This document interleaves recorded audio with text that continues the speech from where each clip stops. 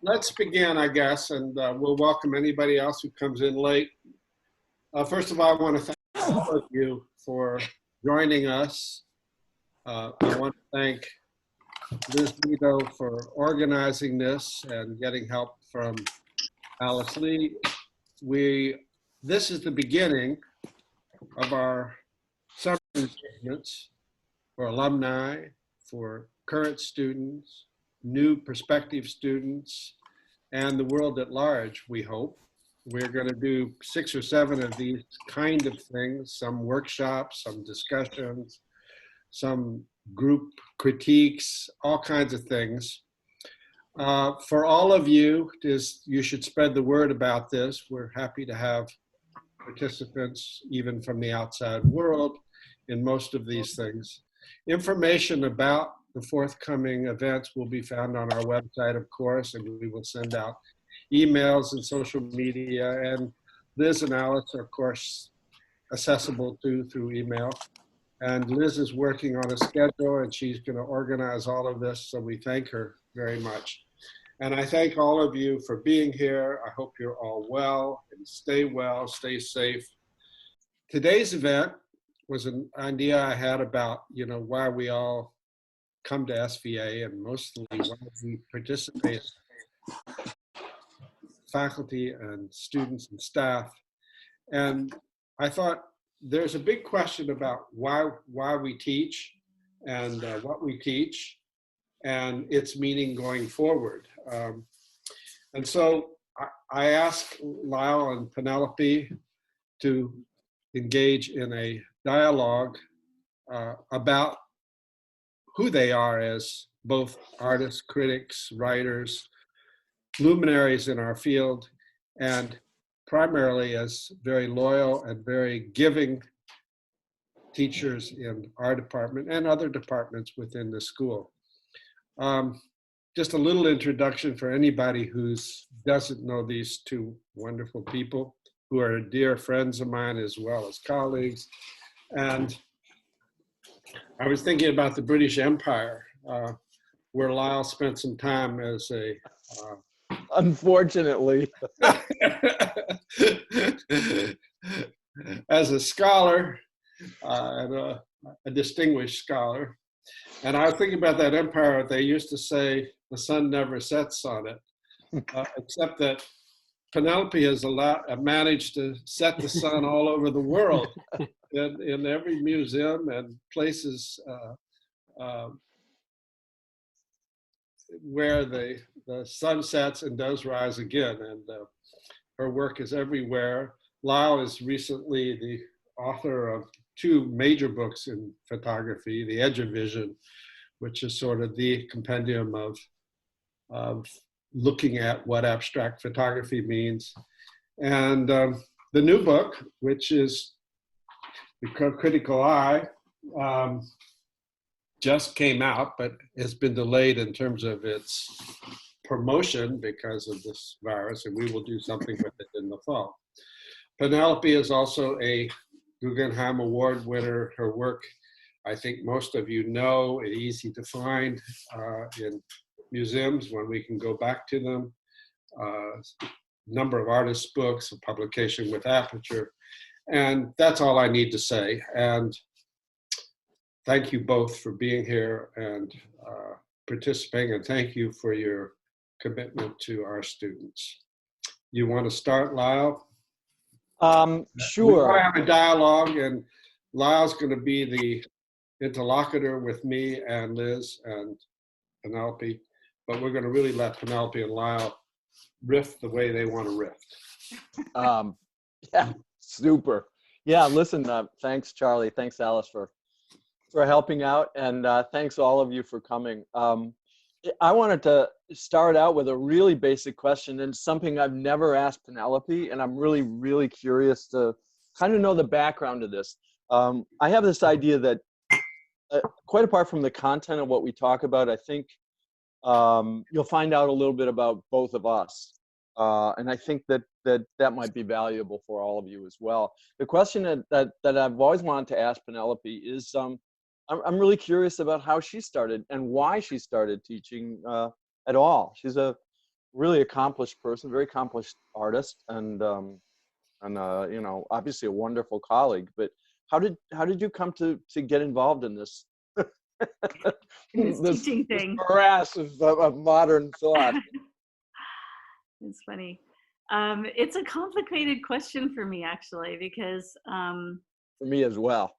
but I have a brother who is severely autistic, and from the time I was 10, I've been teaching, and his autism required us to break language down for him in a way that I think, in a way, is basically how I teach.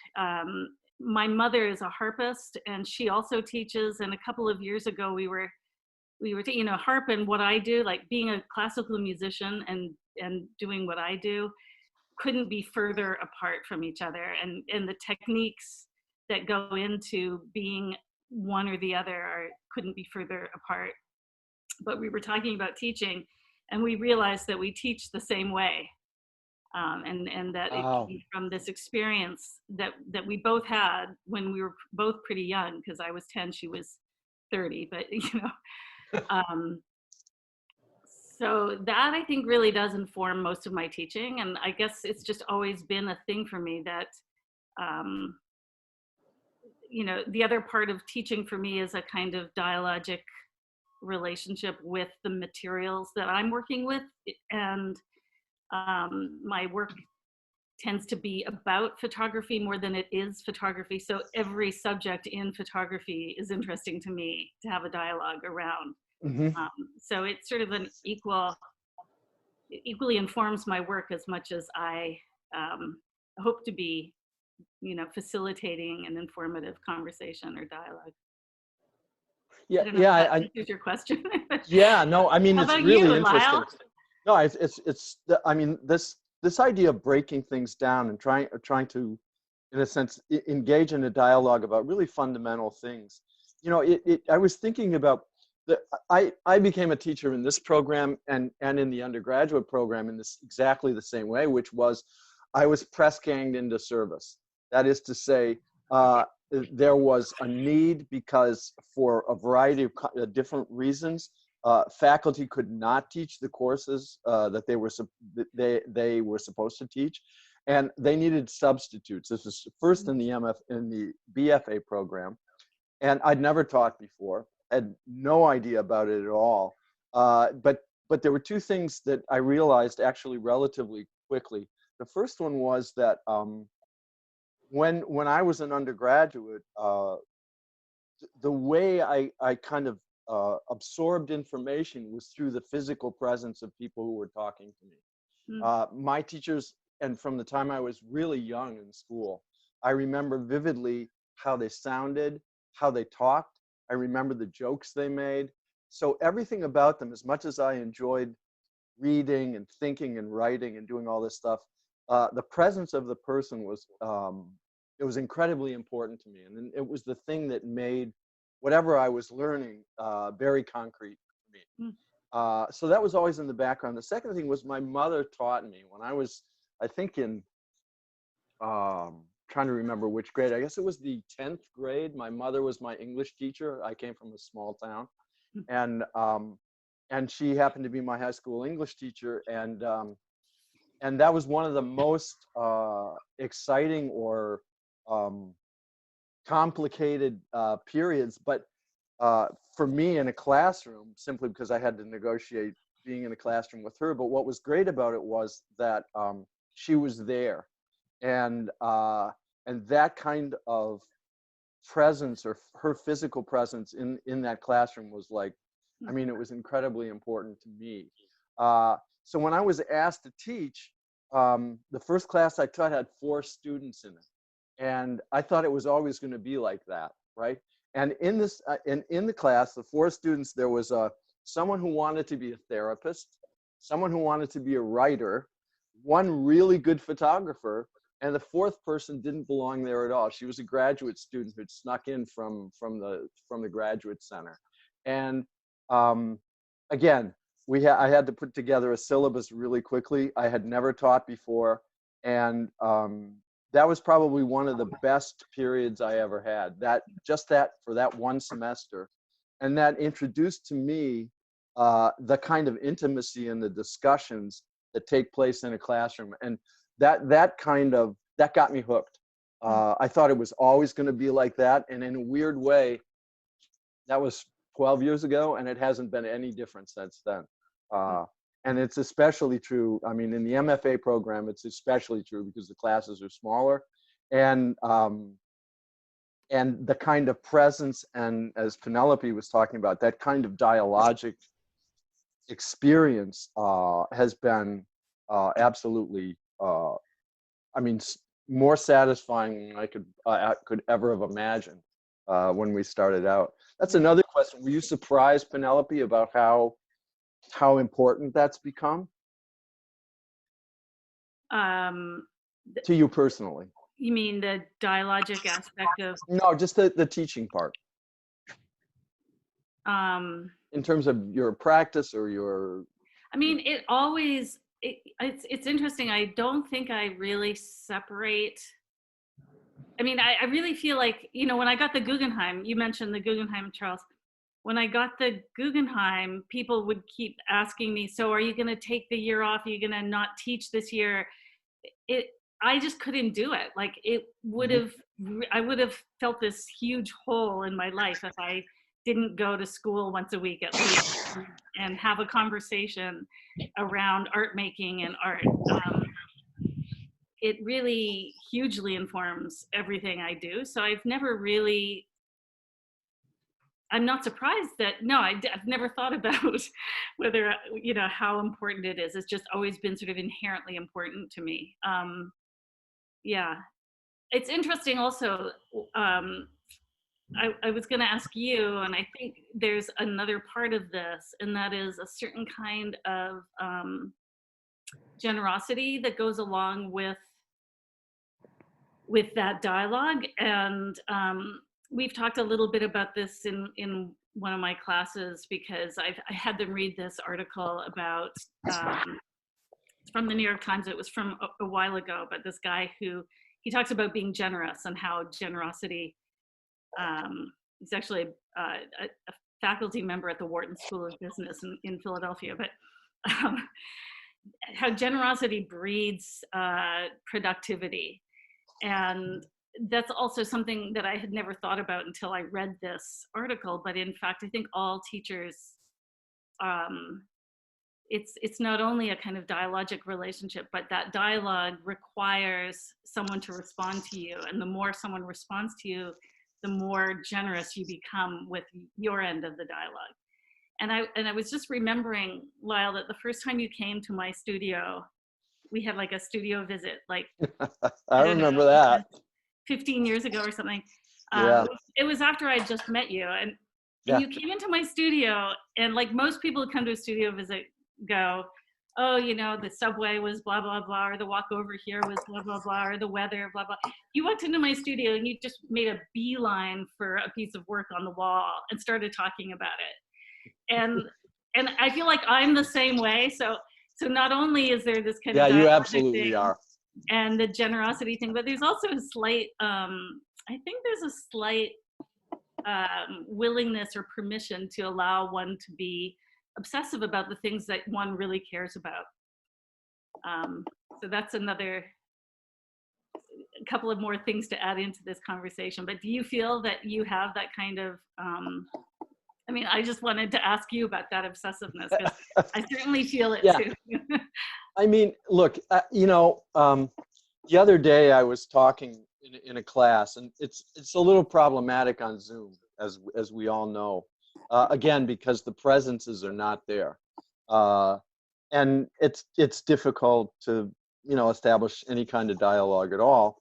But was really interesting because on Zoom people make comments, they'll post, and what was really interesting to me is that in one of the classes I was teaching, I was watching students post comments, and it's the first time that I had a glimpse of what people were actually thinking while I was talking. Yeah. And what I realized was how obsessive I am. because the kinds of comments I were getting was kind of directed at that. But it was like, don't interrupt him. I mean, it was not exactly that, but it was like, there was some comment about, I don't know, on some kind of jag or whatever. I was thinking through something. That's Yeah. basically what I was doing. I was like, And they said, okay, just like, hold on, just wait until you got to see where this is going.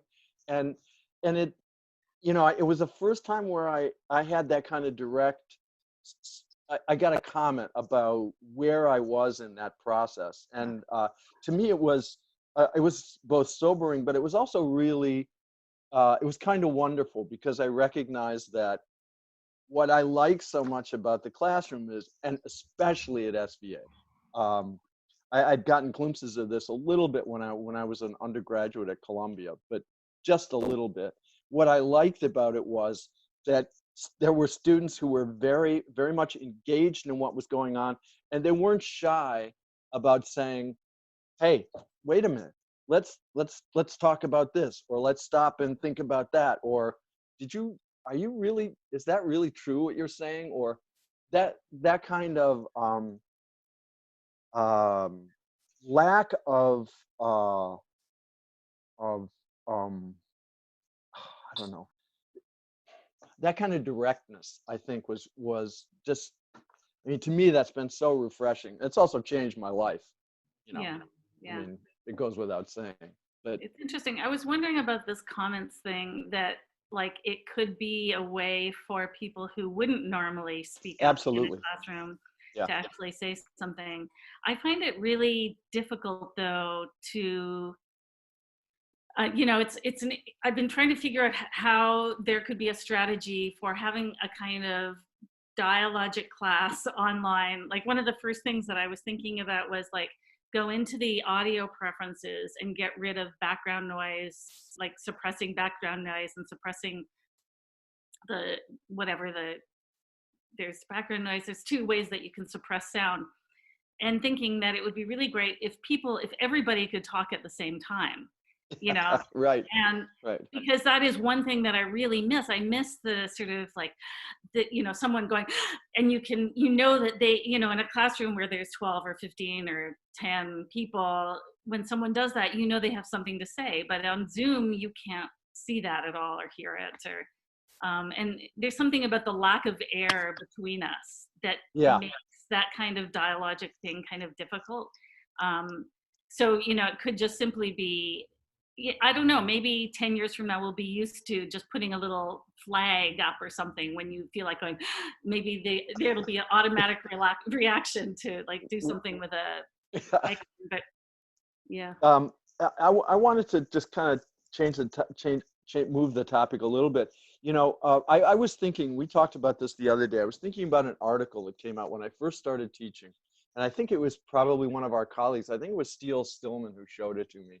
And I'm pretty sure it was him. And this would have been, 12 years ago or 10 years ago now. And it was an article that came out in Art in America. And it was they devoted the entire issue to this topic. And that topic was, what's an art school? Yeah, Right? yeah. And by implication, why an MFA program? And what was really fascinating, they had people they had curators, and they had artists, and they had directors of programs and schools, and all people who were deeply involved in the kind of institutional training of artists. And what was fascinating, of course, was two things. One, that there was no agreement whatsoever on what an art education should be. And at the same time, there was underneath it, there was no argument, there was no complete agreement on what works of art did, why they were valuable, what kind of role they had in our society. And all those things were kind of up in the air. And there were enormous disagreements in the same issue. And ever since I saw that, and I read it, avidly, thinking that I was going to have a solution to all the questions I had about teaching and about, about art, and all I came away with was more questions. And so I wanted to and I don't think those have been how shall I say, I don't think those have been agreed on at all. And that, again, that was 10 or 12 years ago. And I just wanted to open that question up, those two questions. Why an MFA? And what's it do for us? And I thought you would be Yeah. a great person to bounce that off, since you're an artist and a faculty member. I mean, I think that I have I feel very strongly that it's a great thing to do. We were talking about this before, the sort of flawed model of an MFA, and there are many flaws, but I think that there are so many more benefits that that I'm sort of we all are, especially, well, us faculty and directors and chairs and whatever, we are implicated in this kind of crazy raising tuition. All of these kinds of the economic model of the MFA, I think, is problematic. But What do you mean by the economic model? well, just The way the it works, idea or of its goals? huh? The way it works, or the goals of the MFA as an Well, economic? the goals of the study? MFA may or may not help you as a student, after you graduate, to make money or whatever, to be economically solvent. Okay. And I don't. So there's one aspect to that I think we could talk about, and that is what are your expectations? And like, if you're going into this to make money, you probably should not be going into this, right? Like that. So there's two parts of this. One is that, like, you're doing this because you love the work and you want to make the work the best it can be, whatever. There's a lot to be said about being in an incredible, in this rigorous dialogue around the issues that you care the most about in the world, and the idea of profitability, or the idea of success. It doesn't have to be tied to monetary success, right? Like, you can be successful if you've tested your creative development and come out in such a way that you're making meaningful work. That's successful to me, so Mhm. so but the economic aspect of the I don't know, schools, the scale of schools and the profits that have to be made in a school, I think, is the problem. And that is something that I am also implicated in, because I make a salary. So I think about these things. It's complicated, but in the end, I feel like it's this huge ship that started 150 years ago, getting bigger and bigger, and we've got to turn it somehow. It's going to be turned, but we can't just flip it around, right? Like,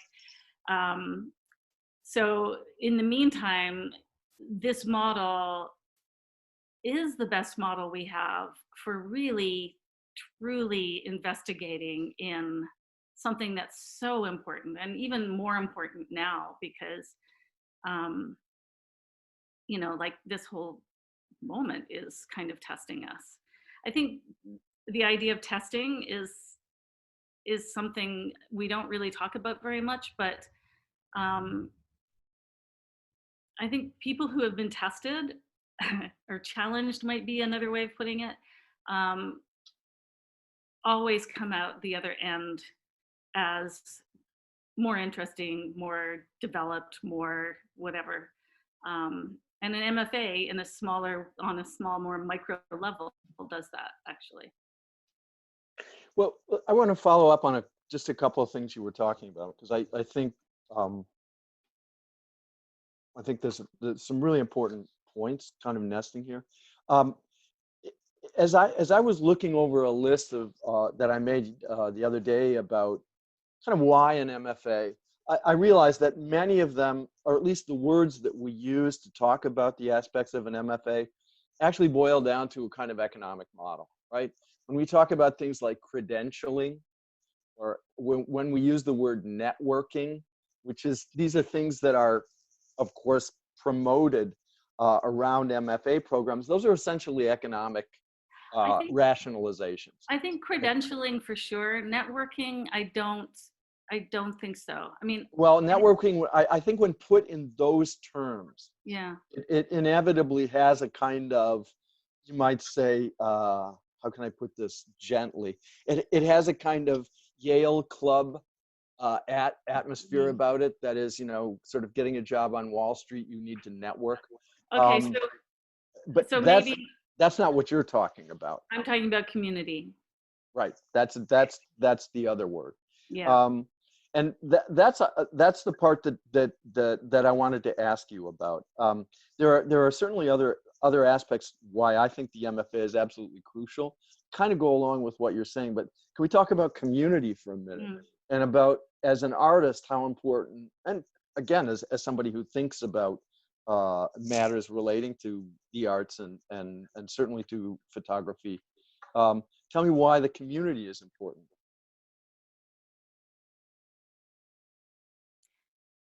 Um, you can't have a dialogue without a community, right?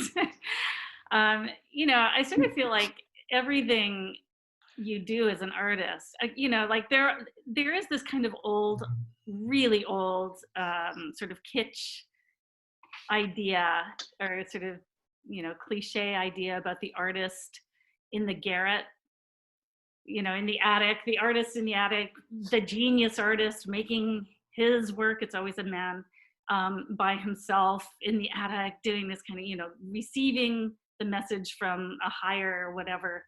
Um, that model is so outdated and so, never really existed, actually. It was some idea about what an artist is, right? Um, but I think we all understand that artists aren't islands, and art doesn't exist on an island. It's a big melting pot, or it's a big stew or salad or whatever. Um, no idea exists on its own. It's always working off of another idea. Everything you make is part of the history, and it's pushing a dialogue in that history forward or backwards or whatever, but it's pushing it somehow.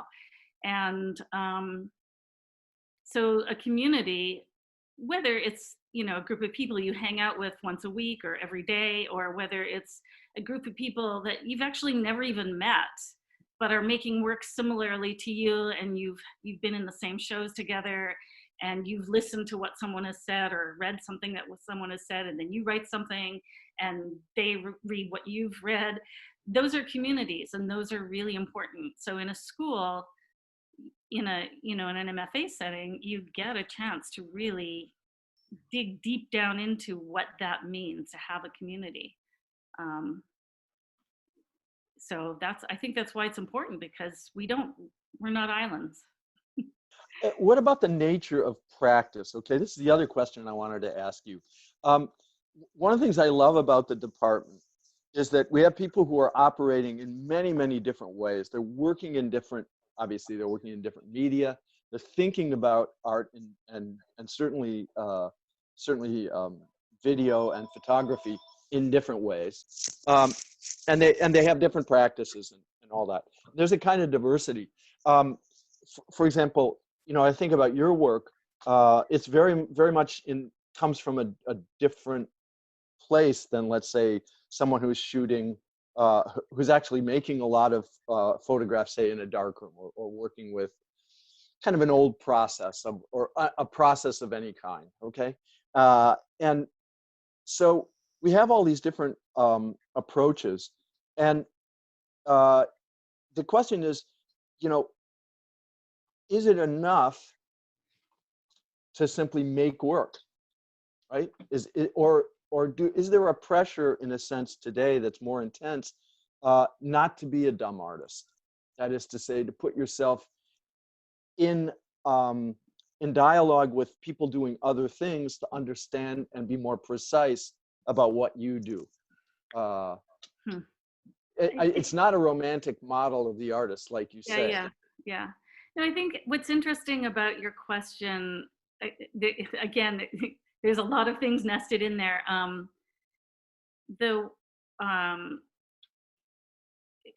Okay. I started teaching in this program something like 19 years ago, maybe 20 years ago. And what was interesting about my experience then was I had to fight with people to have them realize that it wasn't enough to know how to use a camera and go out and make a good picture. It was really important for them Right. to think about, well, why are they making a picture of something? What is the social context? What is the geographic context? What is the historical context? What is, what are your intentions with this picture? How are they functioning in the world? What is an audience what is your viewer going to come away with? Like all of the sort of peripheral questions that actually should be at the root of why you would go out and shoot. That changed once once Instagram became huge, right? And I noticed, when like 10 years ago maybe, that students would come into the class and be depressed. And they'd be like, well, there's so many good pictures out there. Why should I be making photographs? Like, there's Exactly. so much.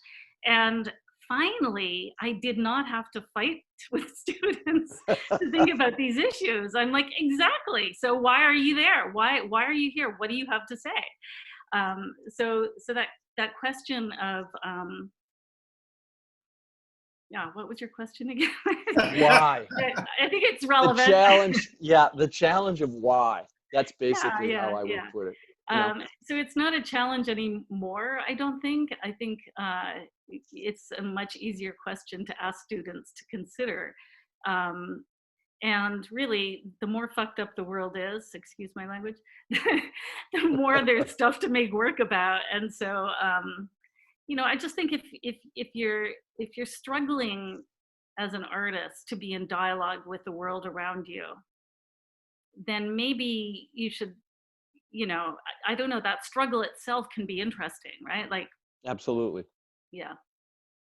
I was thinking about it from a slightly different point of view, and maybe it was a rhetorical question I was asking, but I'm thinking about places where it's possible to understand the world, places where you can learn about the world. And obviously there's lots of settings, institutions in which that can take place. I mean, you can be a scientist, or you can be a healthcare worker, you can be almost anything in which you have to engage fundamental issues. But one of the things I didn't realize when I started teaching was, and I've always been interested in art since I was an undergraduate, and never thought I would be teaching people about it. I wasn't trained to do it. I was trained in literary studies, but a lot of the ideas that were in circulation when I was a graduate student were absolutely appropriate and fundamental to the kinds of issues that we deal with now. But one thing that I never understood until I got into it was that some of the most important issues and the most important aspects of the reality that we live in were going to swirl around this question of images, this question of you might say pictures in circulation, or the role that images play in kind of the way we think about ourselves, the way we interact with each other. And there are isolated places where you can encounter kind of what's fundamental to these questions, but it's only, to my mind, only in a program like this, and it doesn't have to be this MFA program, but it's particularly interesting because you have a lot of different approaches to making work, where those fundamental issues of what you can call it visual literacy, or you can call it whatever you want, relating to the kind of grappling with kind of the image content of our world, where that's on the table every day when you work, every day when you think, every day when you come to class. That's what you talk about. And as those issues have gotten more and more important to us, and certainly talking about social media, that's the water we swim in. As I looked at it more, sort of objectively, I couldn't find a place in which these kinds of questions were going to be addressed all the time, Yeah. right? Constantly, outside of some really narrow professional thing, like I think I think the sort of the conversation in an art context is really different than a more academic place or a scientific place, in that Yeah. there's something about artistic license that is so liberating on a certain level, right? And the will to form, or the will to make, so we're all makers, um, above and beyond our intellectual sort of vetting process. And I think for me anyway, and I think this is true of everybody, that if it's only making, it's not that interesting. If it's only intellectual, it's not that interesting from an art point of view, right? Right. From a craft point of view, maybe only making is fine. Or from an academic point of view, maybe only intellectual is fine. But from an art point of view, there is this kind of back and forth between the making and the sort of excitement and obsessiveness that goes into making, but then also the vetting and sort of, or not vetting, but understanding the relationship of that making to a bigger context. And so a kind of intellectual rigor that always has to be there because of that, right? Like Right. we're not making Yeah. craft, yeah. Yeah, the word I would use, and the thing that I come back to over and over again, the reason why I think the art school, and especially at the level of the MFA, I think the BFA is also really important, but it's a whole other set of discussions. It has to do with this combination of all the things you're talking about, the ability to make and give form, the impulse to do that, and obviously the kind of self-questioning. Because I don't think that actually art, based on what I've seen, I don't think that art making is a sort of, it's a mysterious process, but it's not dumb. That is to say, it doesn't happen like as if we were all savants and things just happen. Yeah, But that's there, that old model, right? yeah, it's an old model, right? It's a kind of romantic idea, but there is a concept that the romantic poets, artists, writers from 150 years ago were absolutely right about, and that is there is something called imagination, that is a kind of bringing together, you might say, of all the capacities that you have, and that what that yields is something unexpected. So there's an aspect of absolute surprise that I encounter among students all the time. That is probably the reason that I'm still that I will never give up teaching. Right? So yeah, and one of the ways, that idea of imagination or the idea of surprise, in some ways is working backwards from the result, right? Like you are surprised when you see the thing. Yes. But what's really important, I think, about that is to think about it from the seed of that effort or whatever process, Mm-hmm. And in a way, the MFA is like a perfect laboratory to plant seeds, like this. And I talk about this a lot. I've just been making these silly diagrams with my students, but this idea of discovery. If you're making work and you're not discovering something, you're not making good work. You're just making what everybody already knows, right? So there's this thing about this, the surprise that you're talking about is only there if whoever is making that work is actually discovering something in the making. And that's what's so great about an MFA, because it is this kind of, people also use the analogy of a bubble, and the bubble can be a really bad thing, but it also can be a great thing because it has that kind of, there is that intimacy in that bubble where you can explore whatever you need to explore and discover something in the work that you're making. And through that discovery, you end up with something that's surprising and not predictable. Yes. And, as you talked about this, one of the things that comes up in my classes a lot is that because I ask students to do writing, as we all do,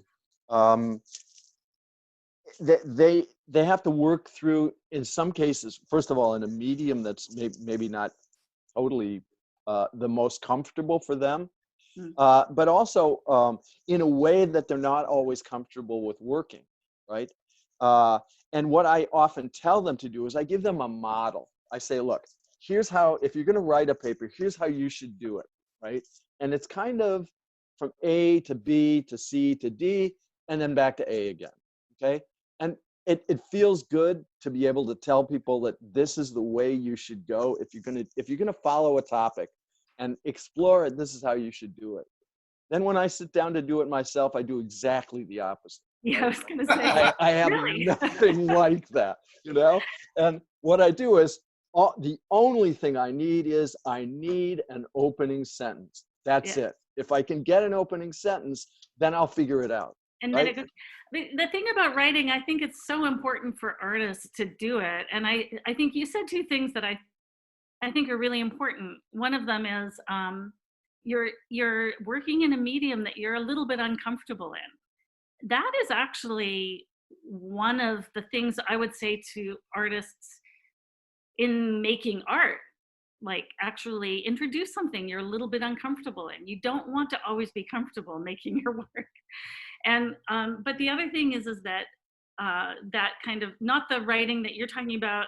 You know, I guess the question is, what are you writing for, and what's the purpose of the writing? So to write a Absolutely. paper, for Sure. sure, to write a paper, you need that kind of structure because you want people to understand what you're writing about. Right.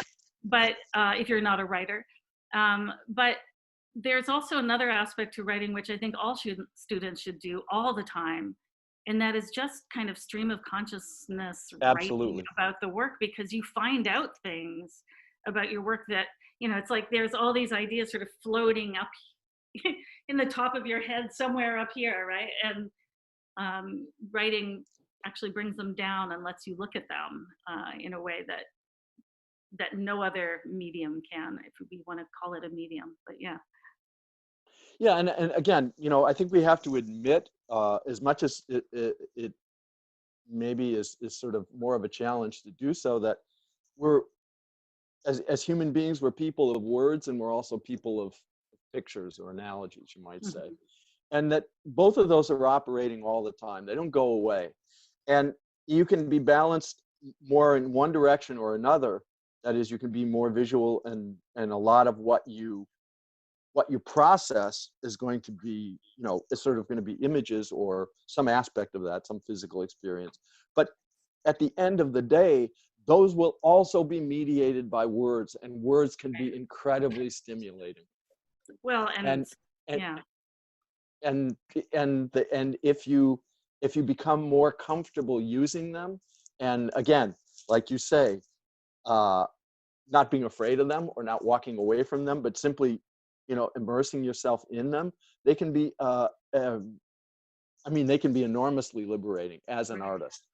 Well, And words are our first language, right? Actually. Well, the maybe only not. ones we have. Gesture, yeah, gesture is our first language. Okay. Yeah, gesture is our first language, exactly. Then screaming. Right. Yeah, noise making of some kind or Yeah. another. But again, I think, you know, the old romantic idea is that you know, that words kill, right? They kill things, Oh yeah. right? Well, They I think nail things to yeah. the wall. But that's not why we use words.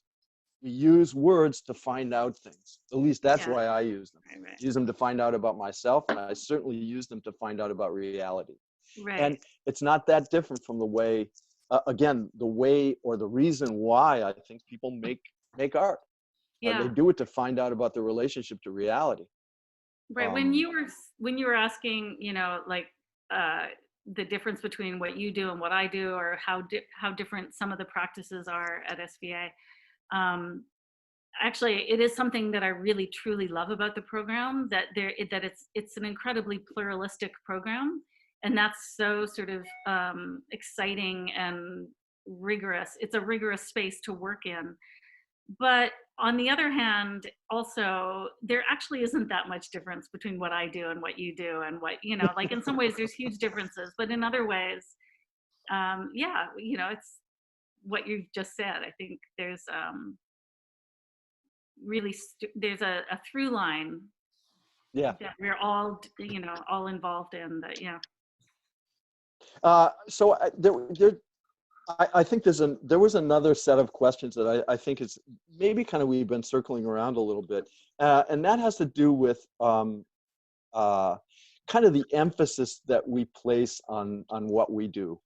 That is to say, we're teaching in an art school, and you mentioned earlier on that, you know, it's not a conventional academic space. It's not something where it's a place where making takes place. So I wanted to ask you a little bit more about the content of what we teach. And is it a case where the emphasis on sort of the studio comes first, or tell me about that content in your classes, for example? I'm really In my interested class, in. Yeah. I mean, I've always taught the critique classes. So one of the things that I love about SVA is that it has this kind of beautiful balance between in-depth critique, which in my mind is the most important, of course, because I teach that. But it is, I mean, actually, it's not true, because there's also, and then the other part of it is the technical, and that's equally important, just not as important in my in my class. But how I teach, we just look at work. We look at, I tend to make my classes go longer than they're supposed to go, because I like to have long conversations around the work. I'm pretty analytical about work. You know, I don't really think in terms of good and bad Hmm. work. I think in terms of what the intention is behind the work, what the context is that the work will be in or is in. You know, I take a kind of phenomenological approach, I guess, to critique, where whatever is there for a What you have to reason. deal with. Yeah. Yeah, it's there for a reason, and what is that reason? And I also I'm insistent on work being related to the outside world in some way. So and with the knowledge that everybody is working from a personal space, like coming out of the personal, but understanding that the personal is also universal. And so thinking about where other kinds of issues are in the world that are relevant to the issues that any one person is dealing with. I don't know if that answers your question, but it Yeah. basically, I think of it as kind of a laboratory. And Right. I also am not, in the graduate level, we don't really give exercises and stuff like that. Right. But I do actually do that. Like I'll That's suggest interesting. people work through ideas in a very different way, just in order to have a kind of dialogue in the work, so that you can figure out what's going on in the work. Can you give me an example of that? That's intriguing to me. Well, I mean, the most obvious and sort of plain and superficial example would be if someone is making beautiful, 4x5 prints, and well, whatever, on film, and setting up for hours and hours still life in order to make this beautiful print, and printing it very large. I might say, well, go and shoot with your iPhone for 2 days, and don't do, just to see what that feels Got like, it. to get rid of Yeah. that sense of like having to make everything so perfect. Or if I don't know, like that's an example, but Yeah, no, I understand. In a sense, to challenge what's the kind yeah, of, in a way, become a comfortable habit, you might say. right. Or yeah, I mean, the comfortable habit in that case could be so restrictive Sure. that if you let go of those restrictions, you might discover something. And so it's about discovery. Actually, that's a good way of answering your question. Like every exercise that I might give, if I give one, would be, sort of understanding where somebody's coming from, what all the possibilities might be, where they could go, and sort of saying, okay, right here, do this research. And the research could be visual, it could be going to the library, it could be doing web searches, whatever, but something to inform and allow for kind of discovery in the work. Yeah, no, I wanted to just respond to just a couple of things that you were talking about. Because I work on the other side of the fence, that is to say the courses I teach have to do with history and theory. It's not in my immediate purview that the students bring in work and that we talk about it. And in fact, given the material that we need to cover in 15 weeks, it's enormously challenging. And I've encountered this before where students have said, you know, I say, this is New York, we can bring in virtually anyone who is passing through this town. And most, because of SVA's status, people want to come to talk to our students.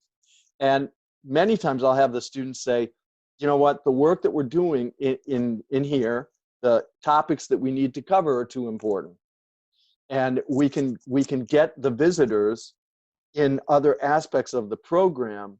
We need to cover this material in this class. So it's a, as you say, a rigorous environment for thinking.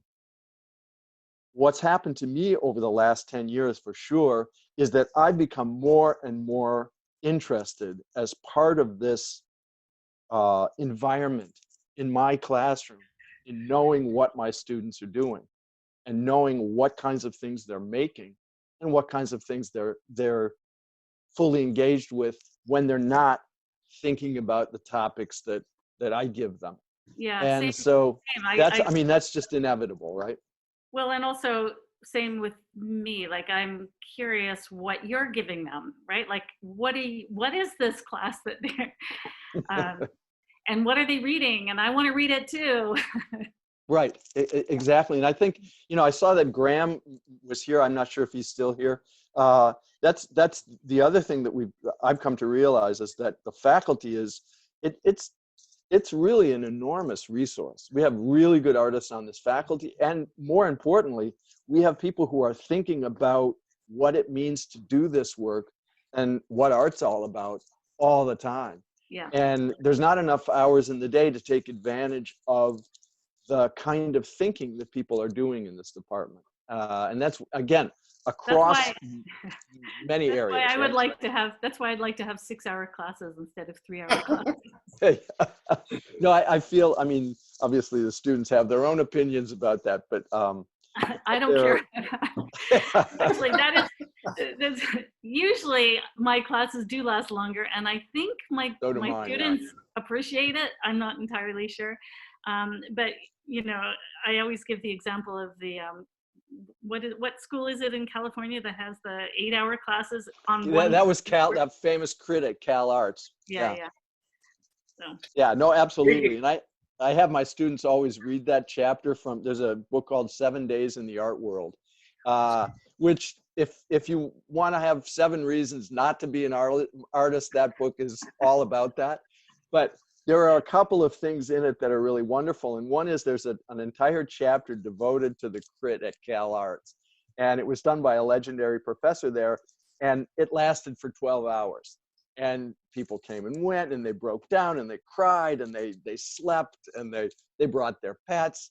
But the whole point of it was a really important one, okay? And it was an extreme version of something that we practice at SVA all the time, which is part of being an artist is being socialized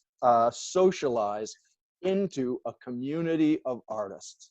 And that cannot be done any other way except in person. Right. What does it mean to be with a group of people who are thinking about the things that you are? They don't have to agree with you. They don't have to look like you. They don't have to be nice to you all the time. They don't have to like the same food you do or what they like on their pizza. But when you put people together in an environment like that and they can't walk away from each other, a lot of really interesting things happen. And well, the other part of it for me is this is my own personal experience, but I'm sure that a lot of my students feel the same way, and pretty much every artist that I know feels this way, that the conversations that you have around these ideas you would actually drive everybody crazy in your family or in your Absolutely. friends that aren't artists, Absolutely. unless you had an outlet for those conversations, even with the group of people that you're going to school with, or and hopefully continuing outside of school. But yeah. Yeah, and that's if I may, I think our hour is almost up, and I think we should take a few questions from our enlightened group of participants. So would any of our participants like to talk to these two wonderful professors and artists? And I like to comment. I like to comment. Well, first of all, thank you for your generosity, sharing your the reasons why you're here. But I like to make a comment about the community aspect of today's world. I mean, if someone becomes vegan, all of a sudden becomes part of a community. If someone has a dog, it's part of the community that the dog owners. If someone is an artist, it's part of the community of artists. And it has a lot of positive aspects to it, but I find a little bit of rough edges at some points, especially the moral authority that the self-defined moral authority that sometimes the community of artists always project out there.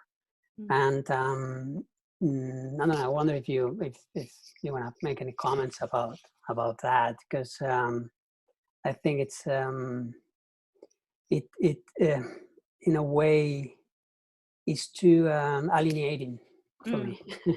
I think I totally get what you're saying, and I think that this you're talking also about cliques, right? Like what a clique is, and then the sort of the pack, and who's the leader of that pack. Right. So I mean, there's all sorts of ideas or stories or narratives around community, which is why when I was talking about it, it could be like a small group of people that meet all the time, or it could be people you've never even met before. I think it's up to you to define your own, what your community is. It doesn't have to be the one that you're told you have to be a part of, right? That's what I feel. Right. Yeah. Mm-hmm. There is a certain amount of toughness that has to be part of your, in a sense, part of your equipment, because believe me, even in a program which is all, how should we say, touchy-feely, people are not always going to say nice things about your work, and I'm one of those people. Okay, I never, how can I put it? I'm not a mean guy, but because we're dealing with stuff that's super sensitive, just as my work, when I do it, I'm very sensitive about it. When people, in a sense, have questions or doubts about something you've done, that is not going to be always a happy situation. But it's also 9 times out of 10, it's not personal. It is usually about trying to get to a point where the person looking at the work wants to understand it better, right? And sometimes people have different ways of expressing that, and sometimes the interactions are testy. Sometimes they're a little rough around the edges, as Fernando, as you put it. But it's very much about recognizing that it certainly in the SVA community that's it kind of A, goes with the territory, and B, it's not personal. Well, and I think to add to that, even when it is personal, it isn't personal in an educational situation. It shouldn't be anyway. But even when it is personal, I think the trick is to not take it personally. Right. To separate it out. Yeah. To actually not allow it to affect you personally. I mean, I think that there is that, that is that toughness that one has to, I was showing my class yesterday. I still happen to have it here. Not yesterday, last week. This is a binder of, I do think that because I have had some success in my career. I can show you this now. This binder is called, I don't know if you can read that. Mostly rejections and a few acceptances. And it's basically 10 years of, well, this was before we had email, right? Right. Starts from 1989 and goes to 2000, because then, you know, at some point I was printing them out. But yeah, it's just like, so I would not be anywhere if I took anything personally like this. So. Well, I'll tell you a quick story. So the book that I just published, and I have Charlie to blame for this. I don't know whether it's to blame or to thank for this. It's going to be the first in a series done by faculty at SVA. It's called the Investigations of Lens and Screen Arts. And that book, I wrote a draft of. Took me years to figure out whether it really made sense even to write it. And then I wrote a draft of it. And the responses that came back to that first draft, and I spent a fair amount of time trying to figure it out how to do it, were so negative and so personal that, you know, I had to go back to the drawing board after at least a year and a half of work, almost 2 years of work, and think to myself whether it was even possible for me to salvage what I'd done and spent all that time on. And you know, I mean, I'm used to criticism. I've been writing for 25 years, almost 30 years now. And I'm used to people saying things about my work that are whatever. But this was a much, much larger scale project. And the criticism was much, much more negative than I had been used to receiving. And it forced me, along with some comments from Charlie and some other faculty members, it forced me to go back to the drawing board and really rethink what I've been doing. And the result of that was absolutely a better book. I've gotten wonderful feedback on it so far from some really major people. It's not perfect. And of course, if I had it to do over again, I'd change a lot of stuff in it. But for what it was and the way it started, it's really on a different planet. And right. Well, and also the lesson there is that you actually continued working on it, right? Like, yeah. So it was that meaningful to you that you continued it. So like, yeah, I mean, because I knew it was part of a process of understanding two things. Mm-hmm. One of them was how to write. And at the age of 60 to have to like, or even older, to tell yourself, okay, I've got to figure out how to write. I've only been doing this my whole life since I was in 6th grade, and now I have to figure out how to do it. And the second thing was I'm going to find out things about the medium that I did not know before, because I was going to have to move out of where I was comfortable and into places that were a little bit more challenging for me. And that turned out to be enormously useful. But I also think that, you know, I would imagine for you, those were really gratifying aspects of the project. But also, if you hadn't seen that the project could be a really interesting thing, if you hadn't had that vision for it, you might have given up after the second or Absolutely. third You know, I mean, the fact that you didn't means that there was something there that you saw and you believed in, and that I think is a really good lesson for everybody, right? Like, if you don't believe in it, then give it up, right? But if you do believe in it, you'll. Does anybody else have any questions? I have a question. Mm-hmm. Hi, so this is Heather, and I'm gonna be looking to apply and get together my teaching applications for the fall. So like, what advice do you have for me? This is the first time I've done something like this, and looking for adjunct positions, because you guys have gone through that process. A lot of you on the call have. Do you want my advice, or anyone who wants to answer, because so many of you have that experience? So I mean, the way I started teaching, so Lyle asked me earlier how I started teaching, and I basically I didn't actually answer the question. No, you didn't. I was asked to teach I was asked to teach a class at ICP, and I was like, are you serious? Like, I'm not a photographer. How could I teach this class? Because I'd been making photographs for years. Mm-hmm. And then Suzanne Nicholas, who actually is, I think she's stepping down as the education director, but anyway, she said, well, just teach what you're interested in photography. And that was like that was like a perfect thing for me to hear. Because what I did was everything that I was interested in photography, I broke down into 15 segments and made a class about it.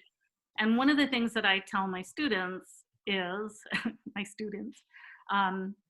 is like, okay, you're masters now, right? You're receiving your master's degree.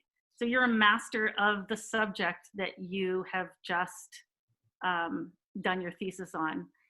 So that should be what you teach, right? Like you really know a lot about that.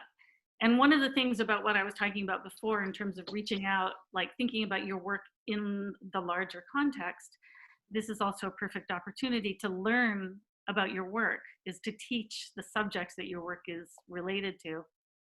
So, you know, think about all of the kind of peripheral or tangential aspects of your work that you can find examples of other people doing, readings that are related to.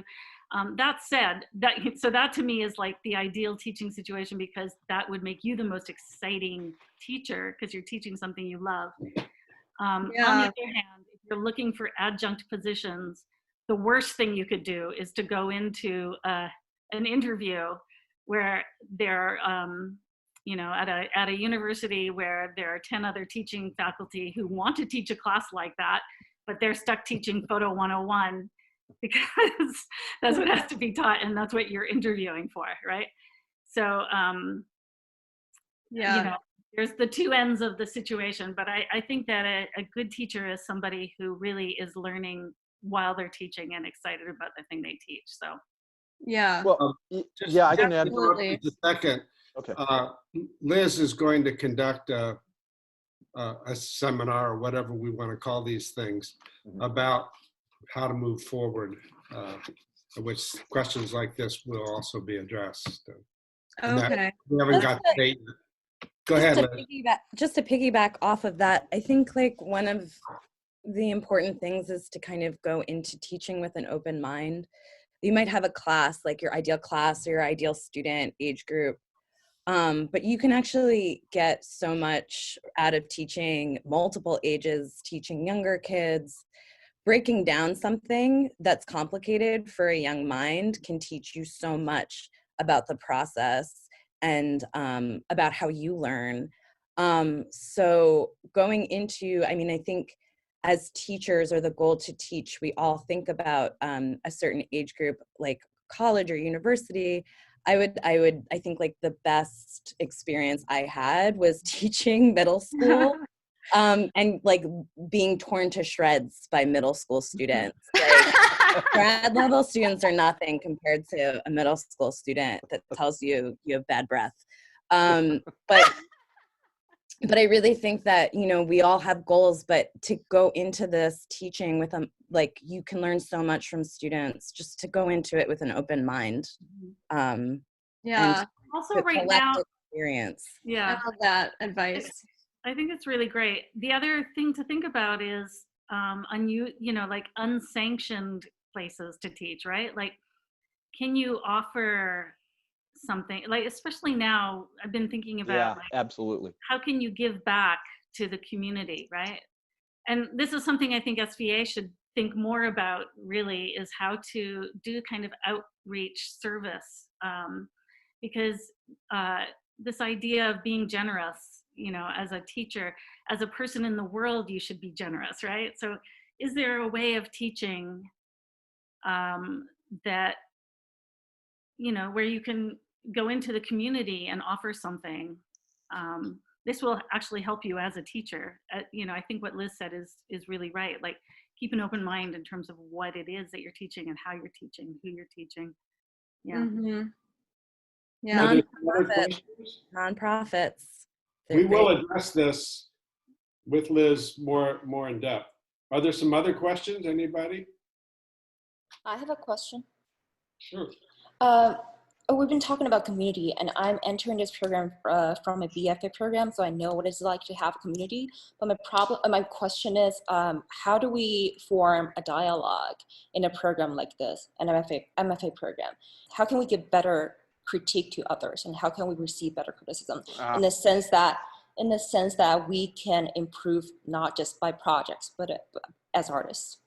I think that's what I meant by having a dialogue around things.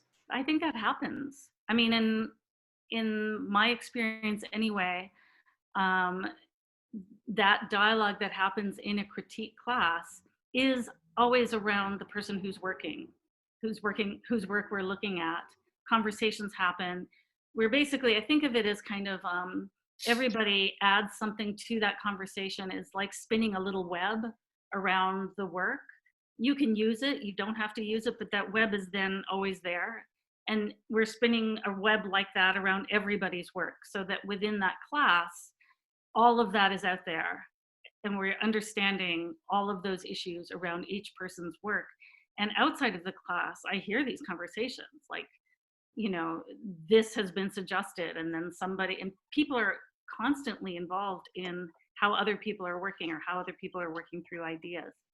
I don't know if that answers your question, but Yeah. I think what you're asking is something that just inherently happens when a group of people, I mean, people are communicative, right? Like that's one of the things that we are, you know, it's our nature to want to understand something, to be empathetic.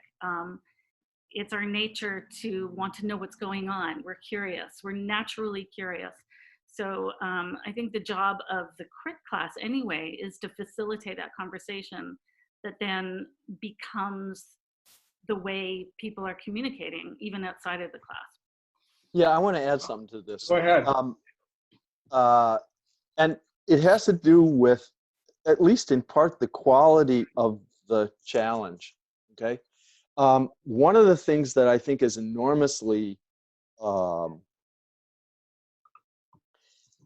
engaging about the program, and certainly about the faculty in it, but also the students is, and yeah, this can sometimes feel a little, I don't know what the word is, I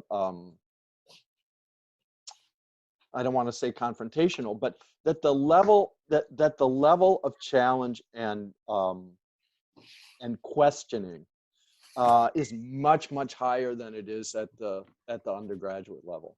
That is, people are asking, they're asking for more. That is, among the students and among the faculty. They're asking for a higher level of understanding, greater precision in the way you think, and also in the, I think, in the chances that you take, you know, in the work that you do. I mean, people want to see discovery, want to see things being revealed. I'm not talking about this being a therapy session, but it is a place where, because of the space that you're in, and because of the fact that this is a program where discovery is supposed to be on the table all the time, there is a kind of premium put on that. And that's true in all the crits I've ever done. And it's certainly true in all the crits I've ever seen. They are always supportive, but they're also done by people who are committed to understanding what your possibilities are as an artist, and demanding that you work harder and think more about what you're doing. Yeah. And the results are, you know, the results are everybody gets better. At least that's been my experience. Everybody leaves in terms of their artistic practice, they leave as better artists than when they come in. The question is really good, but it's in a way unanswerable. And I think going back to the idea of language, you know, that you come to an environment like this to engage language, the language of the visual arts. And that language is imprecise.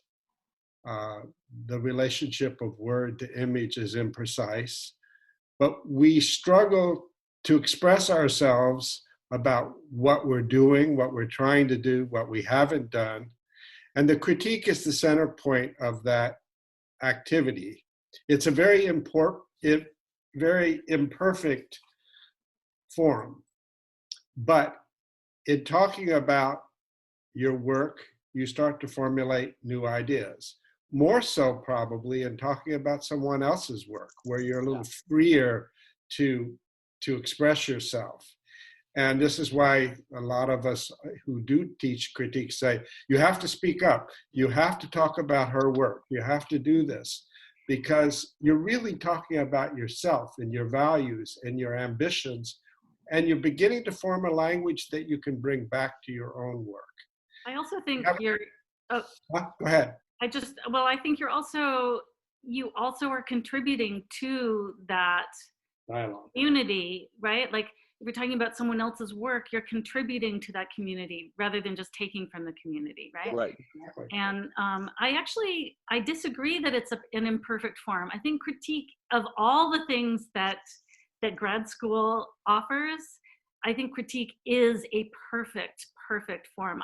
I love it. I think that there's something about. I love it too. I love it. Absolutely love it. I don't think there's any one formula for doing it. Let's put it that way. That's true. Yeah. Everybody approaches it differently. And in the course of 2 or 3 years, each critique builds on the previous one. And by the end of, as all you people who are about to graduate know, your whole thinking, your whole activity, your whole energy is evolved because of that critique. Mm-hmm. To that degree, I absolutely agree with Penelope. I don't mean that it's not a good form. Yeah. It's just not a regulated form. It has no bottom line. Yeah, which actually makes it kind of perfect. Right. Let's get one more question from someone who hasn't asked one. No? I have a question. How can we see our works, bigger, the background? As the Penelope said, we have to see our works in the bigger, like artwork and things. So I just wonder, how can we do that? I mean, I could give you a couple of examples. One is, okay, if you're making black and white photographs, are you making those black and white photographs because on Instagram there can be a black and white filter? Or are you making photographs with a vignette around them? Because in Instagram you can make a vignetted image, right?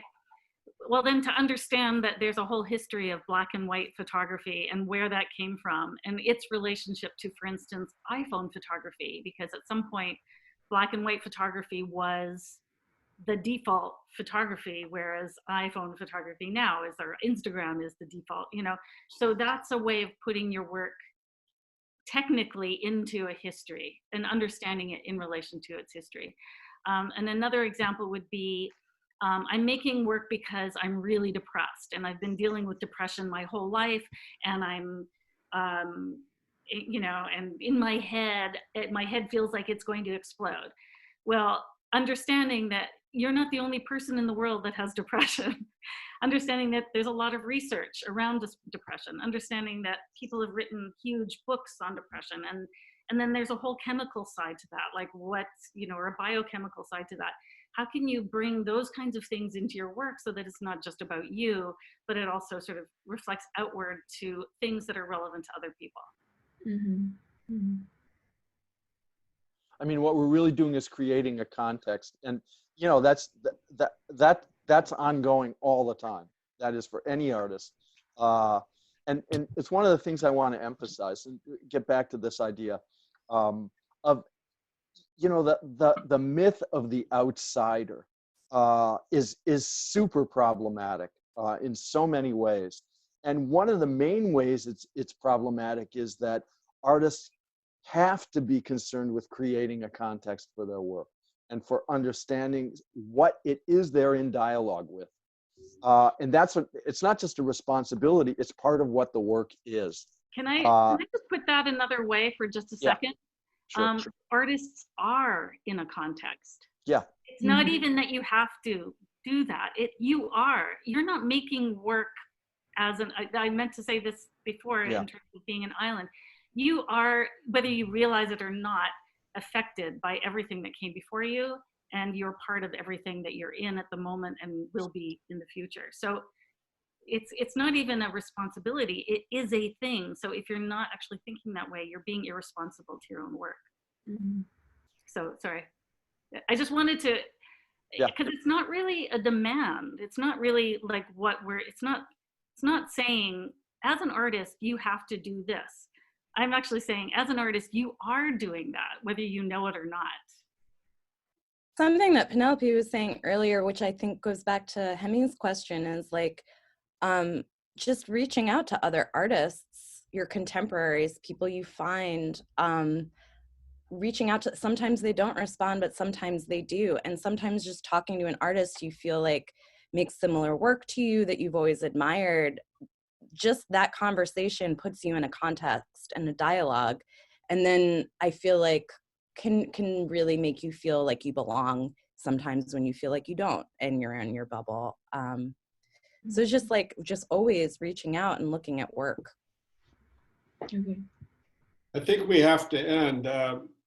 Well, thank everybody. Penelope, Lyle, it's a great dialogue. We hope you will allow us to edit this and put this out to the real world.